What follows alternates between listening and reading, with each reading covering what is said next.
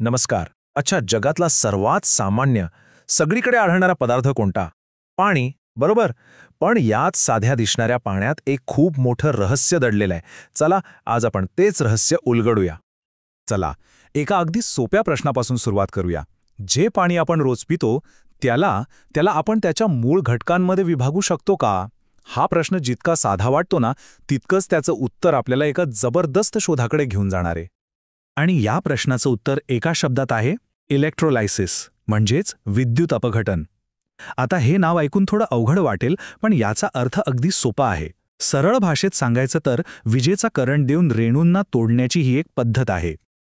पण थांबा, पाण्याला असं तोडणं खरंच इतकं सोपं आहे का? नाही.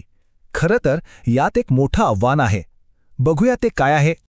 तर अडचण अशी आहे की शुद्ध पाणी विजेला अजिबात जाऊ देत नाही. म्हणजे विजेसाठी तो एक बंद रस्ताच आहे. मग काय करायचं? सोपं आहे. आपण त्यात थोडंसं मीठ टाकतो. आणि हे मीठ काय करतं माहितीये? ते विजेसाठी जणू काही एक पूल तयार करतं, ज्यामुळे वीज पाण्यातून आरामात आरपार जाऊ शकते. चला तर मग आता सगळी थेरी बाजूला ठेवून प्रत्यक्ष प्रयोग कसा केला जातो हेच पाहूया. ही प्रक्रिया टप्प्याटप्प्याने समजून घेऊ. तर ही आहे आपल्या प्रयोगाची मांडणी. एका भांड्यात पाणी आहे, त्यात 2 कांड्या दिसतात, त्या आहेत इलेक्ट्रोड्स, ज्या बॅटरीला जोडलेल्या आहेत. आणि त्यांच्यावर उलट्या ठेवल्या आहेत टेस्ट ट्यूब्स, ज्यात आपल्याला खरा निकाल दिसणार आहे.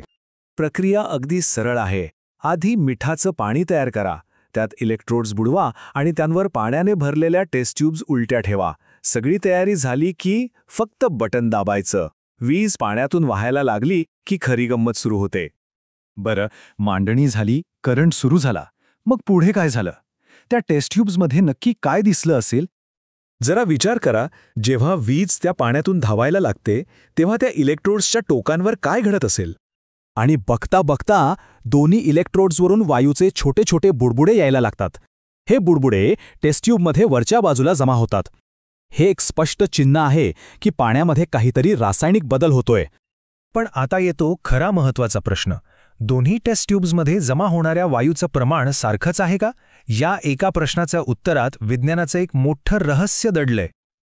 आणि उत्तर आहे नाही, अजिबात नाही. दोन्ही नळ्यांमधलं वायूचं प्रमाण एकदम वेगळं आहे.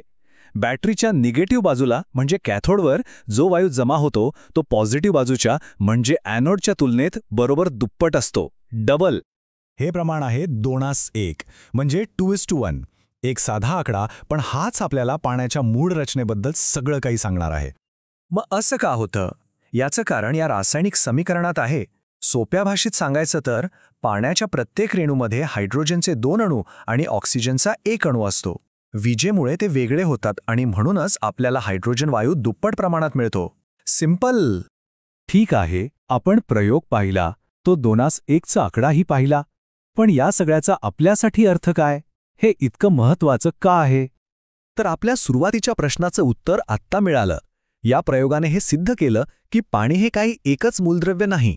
ते हायड्रोजन आणि ऑक्सिजन या 2 घटकांनी बनलेलं एक संयुग आहे. आणि त्यांचं प्रमाण नेहमीच 2:1 असतं, म्हणजेच H2O. म्हणजे विचार करा, वीज आणि मिठाच्या पाण्यासारख्या साध्या गोष्टी वापरून आपण पृथ्वीवरच्या सर्वात महत्त्वाच्या पदार्थाचं म्हणजेच पाण्याचं मूळ स्वरूप उलगडलं. एका छोट्या प्रयोगातून किती मोठा शोध लागला.